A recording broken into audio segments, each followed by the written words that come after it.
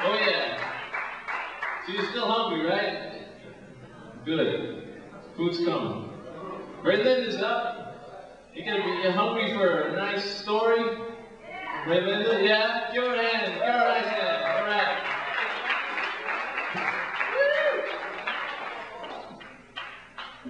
Great. Oh, I know what you're thinking. Like, thank God Raelinda has to follow me and not me. But I have something you don't know, which is that eventually you just have to let all that competitive shit go. And what better time to start than right now? Party? Don't worry, this is double-spaced type. But then I went back and typed another sentence in between each line. So. Alright, here's a story I wrote called Elevator Man. On the surface, this may appear to be a science fiction, drama, action, adventure story, but if you look at it really closely and search it, I just know that you'll find some deeper, more hidden meaning which will prove to you I'm a genius. I just know you will. This story is called Elevator Man. Jace, of the 9th floor, was a living room boy. Pure living room. Although now that you mention it, he did have a little kitchen girl from his grandmother's side, but you don't mention it because intermarriage was not encouraged on the 9th. Jace's first memory was being hungry. His second memory, the elevator man. When Jace was 6, he and his friends would stand in front of the big sliding doors, watching the elevator lights to see if they would go on. The moment they came to life, they'd lean forward and start chanting. The elevator man goes up and down. He touches the floor, he touches the ground. Stop, stop, stop. And then they'd wait as all the floor lights would blink. 4th floor, 5th floor, 6th floor, 7th floor, 8th floor, 9th floor. But usually, the elevator just went by their floor. Jace's younger brother, who was 5 and too young to remember the elevator man, said, "There's no such thing." "You're wrong," said Jace. "He's in there, moving up and down between the floors. And you better watch what you say because he can hear everything." Jace's little brother got scared. Is the elevator man like God? The elevator man is better than God. When Jace was 9, he loved to play make-believe elevator. He would stand in the corner for hours pretending to visit all the strange and exotic floors. Most of his fantasies were based on actual tales that the elevator man had told him, like the floor where everybody wore red hats, even the kids, or the floor where everybody was married to everybody else, and the women were always pregnant and giving birth to 2 or even 3 babies at a time. "Whoa," Jace had said, "there must be a claim step in every other minute with all those people."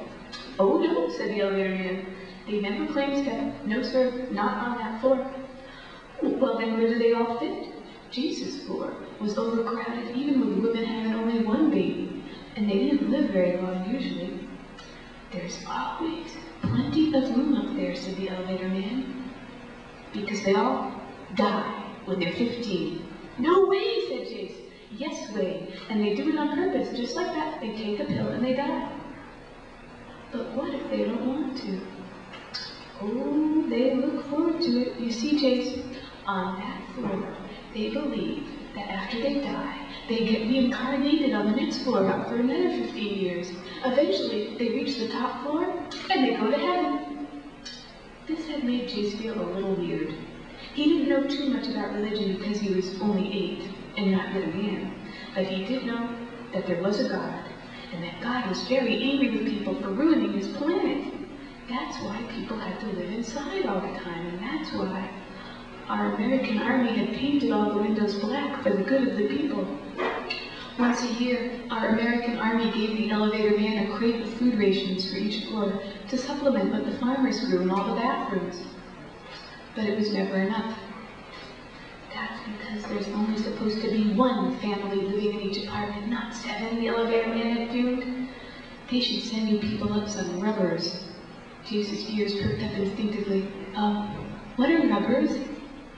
"Well, Jace, some people used to call them safety, and some people used to call them freedom, but the president of our American Army says that God does not approve of birth control, so what they are now is illegal." Now, I said it before.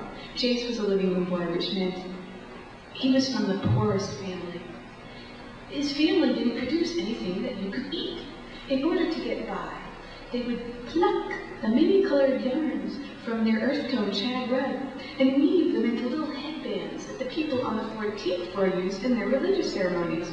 The elevator man would take them up and trade them to the 14thers for those cigars that he loved, made of tobacco and other things. In return for the headbands, he gave Jace's family cans of pie filling from the first floor. But it was never enough. But the elevator man loved those cigars, so he always came back to trade with Jace's family on the 9th. And that's how all the trouble started. But let me just introduce you to a few more people in Jace's life. The most important family on Jace's floor was, of course, the Water family. When things occasionally went wrong and water was so tight that Jace would wake up feeling dizzy like there was a knife in his throat, the Water family drank their fill. Jace often dreamed of marrying Calf Water with her clean black hair, but whenever she saw him looking at her, she'd yell, "Ugh, dirty living room boy." Of course, being in the Water family cut both ways. They were always claim-stepping each other. Jace's father would joke, "In that family, Jace, water is thicker than blood." But even the head of the Water family seemed weak and foolish compared to the elevator man whenever he'd come, and it was never often enough for Jace. Jace would be the first to the doors, the head of the crowd, his toes wiggling on the red line that you weren't supposed to cross. And then the big sliding doors would open, and there he'd be, smiling and smoking a big cigar.